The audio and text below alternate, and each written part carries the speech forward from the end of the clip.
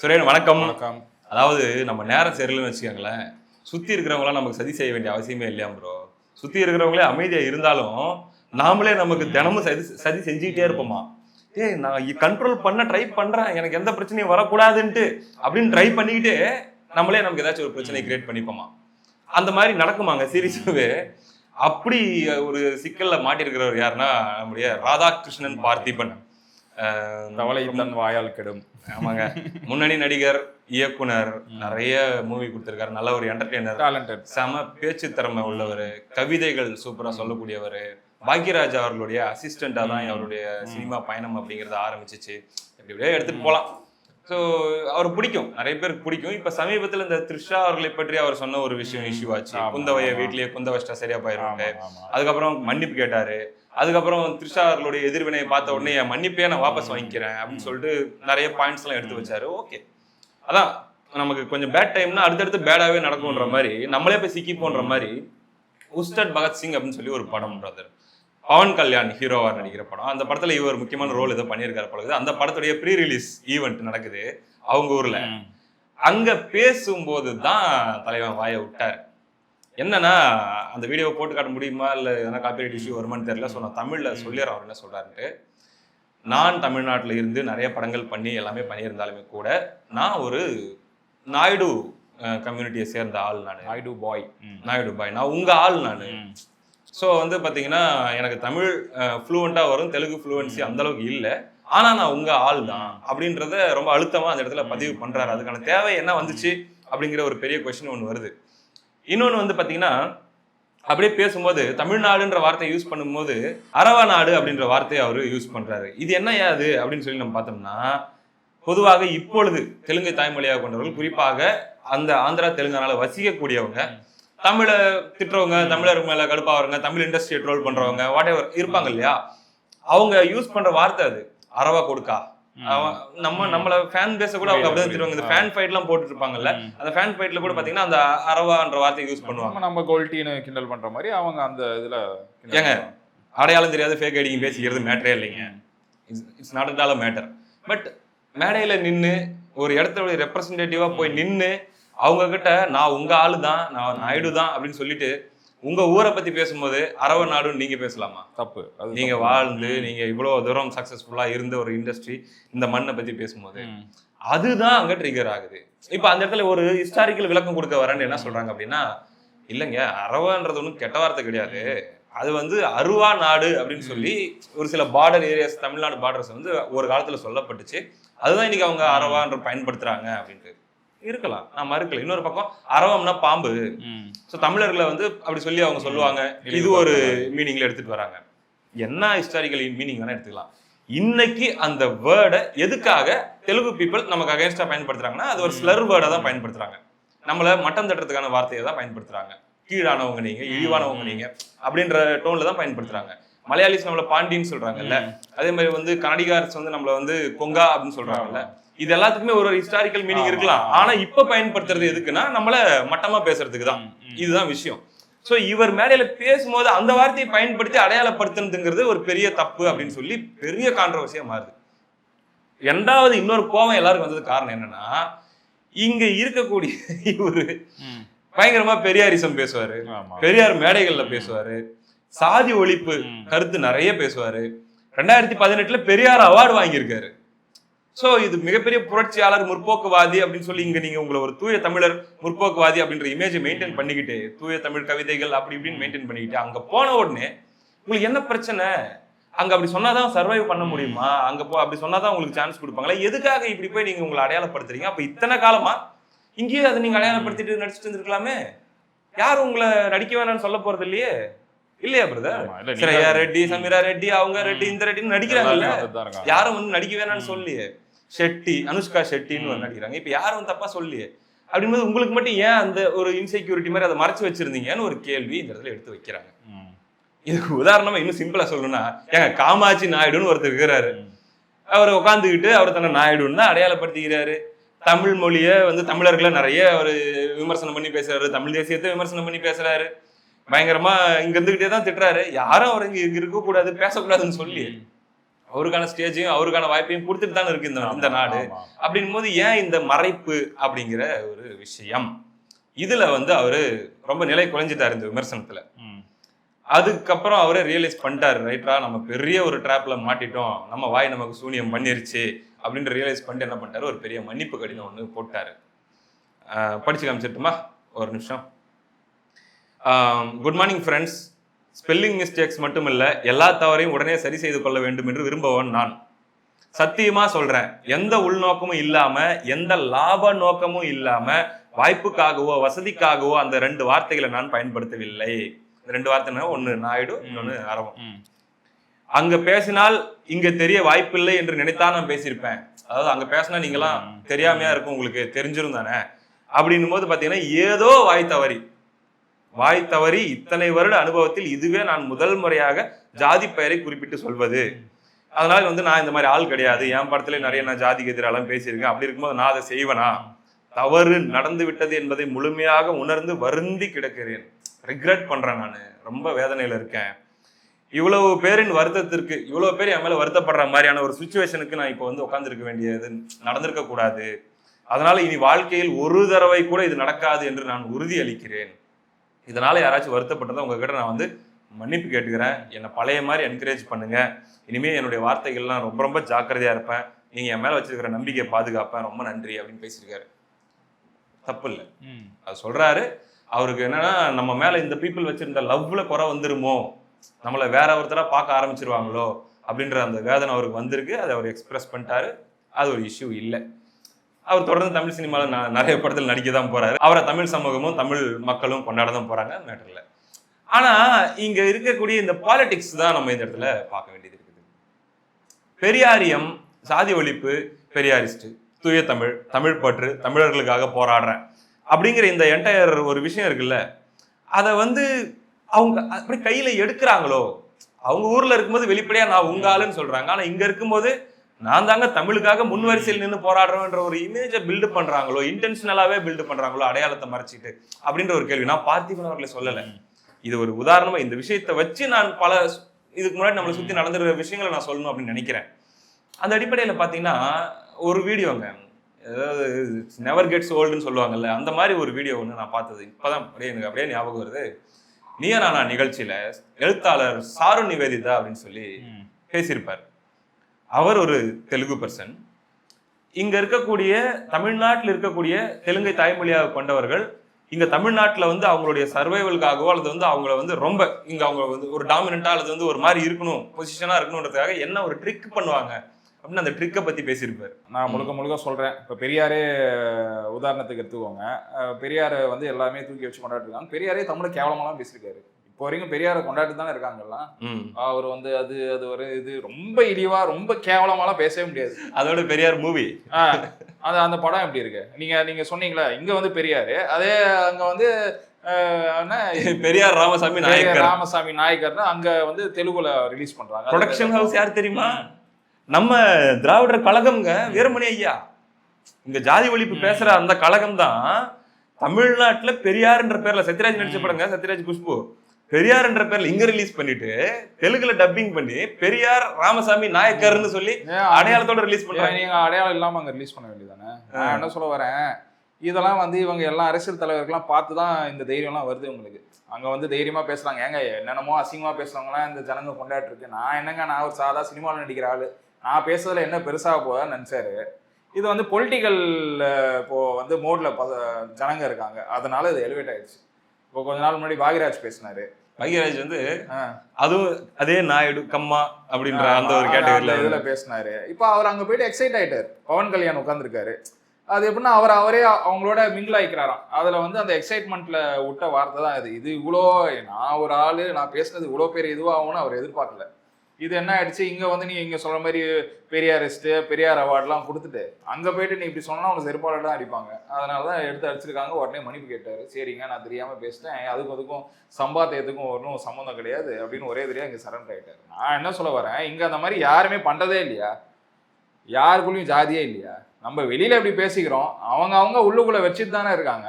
வெளியில சொல்றது தப்பே இல்லைங்கிறேன். நான் வெளியில சொல்லிட்டு போறல பரவாயில்ல, உள்ளுக்குள்ள வச்சுக்கிட்டு நீ வன்மத்துல நீங்க சொல்றீங்க. நிறைய தெலுங்குக்காரங்க வந்து தமிழை தூக்கி தாங்குறாங்க, தமிழுக்காக அப்படியே போராடி ரத்தம் சிந்தி. ஆனா அவங்க என்ன எதுக்கு அதெல்லாம் பண்றாங்க? அதான் ஒருத்தர் தெலுங்குக்காரரே சொல்லிட்டாரு, நம்ம வீடியோ போட்டு அதுதான் சொல்றேன், எதுக்கு அதை பண்றாங்க? அவர் சொல்றது கரெக்ட் தான். ஏன்னா நீ அப்பதான் பொழப்பு ஓடும். சரி, கருணாநிதி இருக்காரு, கருணாநிதி யாரு? அது மக்களுக்கு தெரியும்.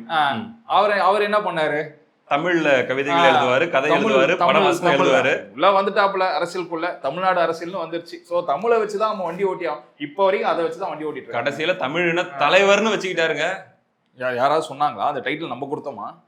தமிழீழ தலைவர் அப்படின்னு நம்ம கொடுத்தோமா? அதை நான் நம்மள எல்லாமே வச்சுக்கிறது தான், எல்லாம் நிறைய வச்சுக்கிட்டாங்க அந்த மாதிரி. புரியுதா? இந்த மாதிரி தொடர்ந்து பண்ணிட்டே போறது. ஆனா பாத்தீங்கன்னா சீக்கிரட்டா ஆஃப் ஸ்கிரீனு ஆஃப் பொலிட்டிக்கல்லாம் கழுவி ஊத்துறது. நீங்க இன்னொன்னு தெரியுமா, ஸ்டாலின் வீட்டுல வந்து ஒரு நல்ல அனௌன்ஸ்மெண்ட் பாத்தீங்கன்னா உகாதி இந்த மாதிரி தெலுங்கு நல்ல ஃபெஸ்டிவல் டேட்ஸ், தெலுங்கு குட் டைம்ஸ்ல தான் அனௌன்ஸ் பண்ணுவாங்க. அது தெரியுமா? கேள்விப்பட்டிருக்கீங்களா? இல்லைங்க, நீங்க சொல்றது எனக்கு புது தகவல். நான் நிறைய கேள்விப்பட்டிருக்கேன். ஓகே, சரியா? இவங்க அதெல்லாம் பயங்கரமா பாப்பாங்க, ஆனா வெளியில தெரியாது. வெளியில என்ன பண்ணுவாங்க, இப்ப பாருங்க கீழடி வச்சு ஒரு உருட்டு போயிட்டு இருக்கு பாத்தீங்களா? ஆஃப்டர் அந்த ட்வீட் வேணா நம்ம போட்டு காட்டலாம். பல லெட்டர்ஸ், பல போராட்டத்துக்கு அப்புறம் கீழடியை வந்து இப்படி மேல இடத்துல இருந்து கவனிக்க வச்சிருக்காங்க. நீ என்ன நீ உருட்டிட்டே இருக்க, திடீர்னு திருமுருகன் காந்தியை வச்சு இப்ப அந்த பிரச்சனை எவ்வளவு கேவலமாயிடுச்சு பாத்தீங்களா? சின்ன சின்ன பசங்களை வச்சு பண்ணிட்டு இருக்காங்க. திருமுருகன் காந்தி யாருன்னு விசாரிக்கணும். இப்ப டவுட் சுத்துதுங்க தலை. திருமுருகன் காந்தி யாரு, அவர் ரூட்ஸ் என்ன, அதை நீங்க பாருங்க. புரியுதா? அவர் உடனே புடச்சிக்கிட்டு வந்துட்டாரு, நான் தமிழை வந்து காப்பாற்ற போறேன். இந்த குரூப் எல்லாம் ஒரே ஐடியாலஜி தான், பொழப்பு தமிழை வச்சுதான் ஓடிட்டு இருக்கு. சரியா? தமிழ் இல்லைன்னா அவங்க யாருமே கிடையாது. இவங்க வண்டி ஓடணும்னா இதே காரணத்தை வச்சுதான் ஓடணும். அதுக்கு பார்த்திபன் எவ்வளவோ பரவாயில்லங்கிறேன். பார்த்திபன் இன்னைக்காச்சும் ஓப்பனா சொல்லிட்டாரு. இன்னும் ஓப்பனா சொல்லாம எத்தனை பேர், எத்தனை எம்எல்ஏ, எத்தனை மினிஸ்டர் விடுங்க, இவங்க எல்லாம் கலைஞர்கள்ங்க, சினிமா கலைஞர்கள். இல்ல ப்ரோ, எவ்வளவு இடத்துல கேண்டிடேட் நீ ஜாதி பார்த்து போடுற, நீ என்ன இன்னும் இல்ல அதெல்லாம் நான் பாக்கறதுலன்னு சொல்லிட்டு இருக்க. தமிழ்நாட்டுல இது வந்து அரசியல் பேசுறதுக்கு வேணா ஜாலியா இருக்கலாம். இதெல்லாம் நாங்க பார்க்க மாட்டோம்டா, இதெல்லாம் கிடையாதுடா அப்படின்னு. எவ்வளவு இடத்துல இப்ப வரைக்கும் எல்லா கட்சியும் நான் சொல்றேன், 234 இடத்துல எல்லா இடத்துலயும் இந்த ஆளுங்க அங்க போடுப்பா, அந்த ஓட்டு வரும். இந்த அதே மாதிரி பாத்துருக்கீங்களா? அவங்கள பாசிஃபை பண்றதுக்கு ஒரு அறிக்கை விடுவாங்க, வன்னியர்களுக்கான இது, முதலியார்களுக்கான இது, தேவர்களுக்கான இது, இதெல்லாம் நீ பார்த்து தானே பண்ணிட்டு இருக்க. ஆனா வெளியில வந்து நீ என்ன சொல்ற, இது எதுவுமே கிடையாது, நாங்க எதுவுமே பண்றது இல்லை, நாங்களாம் ஒற்றுமையா இருக்கோம். இந்த உருட்டை நிறுத்தணும் தயவு செஞ்சு. நீங்க ஓப்பனாவே பேசலாம். ஏங்க இந்த அரசியல் இப்படிதான் இயங்கும். அதாவதுங்க, எனக்கு டக்குன்னு பெட்டர் ஞாபகம் வருது. ஒரு 2-3 மாசம் இருக்கும், சேகர்பாபு தான் கலந்துக்கிட்டாருன்னு நினைக்கிறேன். இசை வேளாளர்னு சொல்லி ஒரு சமூகம் இருக்குது. ஆக்சுவலி ஐயா கருணாநிதி அவர்கள் அந்த சமூகத்தை சார்ந்தவர்கள் சொல்லுவாங்க. அந்த சமூகத்துடைய ஒரு சங்க, ஜாதி சங்க நிகழ்ச்சிங்க. அதுல பேனர்ல வந்து என்ன பண்ணியிருந்தாங்கன்னா, அவங்களுடைய இசை சார்ந்த விஷயங்கள்லாம் வச்சுட்டு ஒரு பக்கம் கருணாநிதி அவர்களுடைய படமும் இன்னொரு பக்கம் ஸ்டாலின் அவர்களுடைய படமும் வச்சிருந்தாங்க. ஃபைன், அவங்க குறியீடுகள் மூலமா சொல்றாங்க. அதுக்கு பேர் என்ன திரும்ப வச்சிருந்தாங்க, முற்போக்கு இசை வேளாளர் சங்கம். அதாவது சாதி அப்படின்ற ஒரு விஷயத்த பேசுறதோ சொல்றதோ பிற்போக்குத்தனம்னு சொல்றது இவங்க தான். பட் அவங்க சமூகத்து பேர்ல ஒரு சங்கத்தை வச்சு அந்த சங்கத்துக்கு பேரே முற்போக்குன்னு வச்சாங்க பாருங்க. அங்கதாங்க நிக்கிறாங்க திராவிடியன்ஸ். அந்த அரசியல், அந்த டிராமா இருக்கு பாத்தீங்கன்னா, அது அடிச்சுக்க வாய்ப்பே கிடையாது. அப்சல்யூட் திராவிடம், வேற லெவல் டிராமா. இவ்வளவு பேசி நான் திருப்பி பேசுறேன். ஹானர் கில்லிங்கு, ஜாதி பிரச்சனை இதெல்லாம் இருந்துட்டு தான் இருக்கு. வழக்கத்துக்கு மாறாக இந்த 5 வருஷத்துல நம்பர் ஆஃப் இந்த மாதிரி கிரிமினல் ரெக்கார்ட்ஸ் இருக்கு, இஷ்யூ இருக்கு. ஒரு சில ஜாதியை சேர்ந்தவன் ஒரு சில ஜாதியை கொலை பண்றது, இது வெளிவட்டமா தெரியும். இது ரொம்ப நாள் பகையை எப்படி தீர்த்துப்பாங்க, திமுக ஆட்சி வந்தா எல்லாமே தீர்த்துப்பாங்க. நோட் பண்ணிருக்கீங்களா? அதை புரியுது. ரொம்ப நாள் வெயிட் பண்ணுவாங்க. திமுக ஆட்சி எப்போ வருதோ எல்லா பகையும் தீர்த்துப்பாங்க. இது நான் நிறைய வாட்டி பார்த்துட்டேன். இதுக்கான ரெக்கார்ட்ஸே என்கிட்ட இருக்கு. Okay, right. அதோட சேர்ந்து சமீபத்துல இன்னொருத்தர் இதே லைன்ல பாத்தீங்கன்னா, ஆமா நாயுடு காய் அப்படின்னு ஒருத்தர் போனார் தெரியுமா, போஸ் வெங்கட். ஆமா ஆமா, அதான் அந்த லிஸ்ட்ல திமுகல வந்து பாத்தீங்கன்னா உதயநிதி அவர்களுக்கு ரொம்ப க்ளோஸா இருக்கக்கூடிய ஒருத்தர் தொடர்ச்சியாக பாத்தீங்கன்னா ஏதாச்சும் ஒரு தாக்குதல் நடத்திட்டே இருப்பாரு அரசியல் ரீதியா. இதுக்கான தைரியம், அவங்க பேசுறதுக்கான தைரியம், போஸ் வெங்கட்டுக்கு வர தைரியம் என்னன்னா இந்த ஃபேமிலி தான் ஆப்வியஸா. கண்டிப்பா. ஏன்னா இவங்க வந்து எப்படின்னா, இப்ப எல்லாருமே சொல்லுவாங்களே, இப்போ ஒரு சில ஜாதிக்காரங்க பாசமா இருப்பாங்க ஒரு அவங்க ஆளுங்க மேலே, அந்த மாதிரி தான் இதுவும். தமிழ்நாடு மாநில விருதுகள் ஞாபகம் இருக்கா? தெலுங்கு கம்யூனிட்டி பீப்புள் வந்து திமுக மேல ஒரு சாஃப்ட் கார்னர், ஏங்க என்னங்க எல்லாம் நம்ம ஆளுங்க அப்படின்னு பேசி, அது வெளியே ஜாதி மறுப்பு கம்ப்ளீட்டா பேசுறாங்களா பிரதர்? பாவம், நிறைய ஒடுக்கப்பட்ட சமூகத்தை சார்ந்த அல்லது வந்து நிறைய இந்த சாதிய கொடுமைகளாலும் ஏற்றத்தாழ்வுகளாலும் பாதிக்கப்பட்ட சமூகங்களுடைய ஓட்டெல்லாம் அப்படி ஆட்டை போட்டுறது, இப்படி பேசி நாங்க ரொம்ப ஃபார்வர்ட் திங்கிங் அப்படின்னு பேசிட்டு, அப்புறமா தனித்தனியா ஜாதி சங்கம் வச்சிருப்பாங்க இல்லையா, ரெட்டியார் சங்கம், நாயுடு சங்கம், இசை வேளாளர் சங்கம், அந்த சங்கம், இந்த சங்கம், எல்லா சங்கத்துக்கும் அந்தந்த கம்யூனிட்டி சேர்ந்த மினிஸ்டரா அனுப்புறது வருஷம் வருஷம். அங்க போயிட்டு எல்லாரும் நாங்க உங்க ஆளுங்க, நம்ம ஆளுங்க வந்தீங்கன்னா உங்களை நாங்க அப்படியே மேலே ஏத்தி விட்டுருவோம், நாங்க கீழே பியூன் போஸ்ட்ல இருந்து மேல இருக்கிற போஸ்ட் வரைக்கும் நாங்க வந்து நம்ம ஆளுகளை வந்து கேட்டு நாங்க உங்களை புஷ் பண்ணி விடுவோம். KKSSR ராமச்சந்திரன் ரெட்டியார் சங்க மாநாட்டுல கலந்துக்கிறாருங்க, திமுக அமைச்சர். அப்ப பேசுறாரு, என்ன பேசுறாருன்னா, நானும் நேரு அண்ணனும் இங்க எதுக்கு இருக்கோம், நாங்க என்ன பண்ண போறோம், உங்களை வரீங்க என் வீட்டுக்கு வரீங்க அப்படின்னா யாருப்பான்னு கேட்பேன், பேரு சொல்ல போறீங்க, என்ன ஆளுன்னு கேட்பேன், நீங்க ரெட்டியார்னு சொல்ல போறீங்க, நான் உங்களை சேர் போட்டு உட்கார சொல்ல போறேன், உட்கார போறீங்க, என்ன பிரச்சனைன்னு கேட்டு உங்களை நாங்க மேல ஏத்தி விடுறோம். புல்டோசர் மாதிரி நாங்க 2 பேரும் அதுக்கு தானே இருக்கோம். அந்த வார்த்தையே பயன்படுத்துறாரு ப்ரோ. புல்டோசர் மாதிரி நாங்க 2 பேரும் அப்படிதானே இருக்கோம். கீழ் மட்டத்துல இருந்து மேல் மட்டம் வரைக்கும் நீங்க படிப்புக்கேற்ற வேலை எல்லாத்தையும் நாங்க பாத்துக்கிறோம். அங்க போய் அப்படி பேசிட வேண்டியது. 2 பேர் மேலேயும் சுப்ரீம் கோர்ட்ல கேஸ் போயிட்டு இருக்கு. சரியா, நீங்க சொன்ன 2 பேர் மேலேயும் நான் ஏதோ வந்து புல்டோசர் மாதிரி தூக்கி வரல, புல்டோசர் மாதிரி வந்து இடிக்க போறாங்க இப்போ. சரியா, நீங்க பண்ண ஸ்கேமுக்கு. சரி, இது விடுங்க. அந்த 2500 போஸ்ட்ல எத்தனை பேருன்னு பார்க்கணும். அதுவும் 2 பேர் மேலேயும் சுப்ரீம் கோர்ட்ல கேஸ் போயிட்டு இருக்கு, ஆக்டிவா போயிட்டு இருக்கு. சரியா, எப்ப வேணாலும் தூக்குவாங்க. சரியா, இன்னொருத்தர் பேசியிருக்காரு, இன்னொரு அமைச்சர் மேடை ஏறி அவரோட ஜாதி பாராட்டு. நான் என்ன சொல்றேன், இவ்வளவு பேர் பேசியிருக்காங்க, இது என்ன வெரி காமன் தானே. அரசியல் தலைவர்களே மினிஸ்டரே பேசும்போது ஆப்வியஸா ஆக்டர் ஆக்ட்ரஸ் பேசலாம், அவங்க என்ன தப்புன்னு தானே நினைப்பாங்க. ட்ரிக்கான ஒரு விஷயம் ஒண்ணு பாருங்க, அதாவது சாதியால பாதிக்கப்பட்டவங்க கிட்ட சாதி எதிர்ப்பு பேசுறாங்க, சாதி மறுப்பு அடையாளத்தை மெயின்டைன் பண்றாங்க, அவங்கள கன்வின்ஸ் பண்ணிடுறாங்க.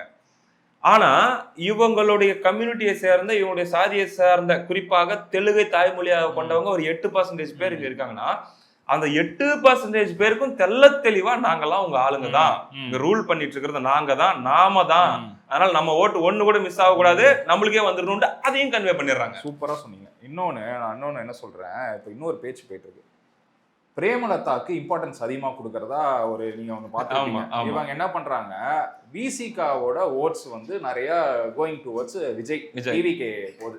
ஸோ இவங்க என்ன பண்றாங்க, சரி இருக்கிற தெலுங்கு ஓட்ஸை வந்து நம்ம எடுக்கலாம்னு சொல்லிட்டு பிரேமலதா அவர்களுக்கு அந்த சீட் டிஸ்கஷன்ல மேஜர் ஏரியாஸ் எதெல்லாம் அவங்க ஜெயிப்பாங்களோ அங்க வந்து நம்ம முன்னாடியே பேசணும் என்னென்ன டீலிங்ஸ்லாம் போச்சு. பிளஸ் ஒன் ராஜ்யசபா அந்த நிக்கிற இடத்துல செலவும் திமுக பார்த்துக்குது.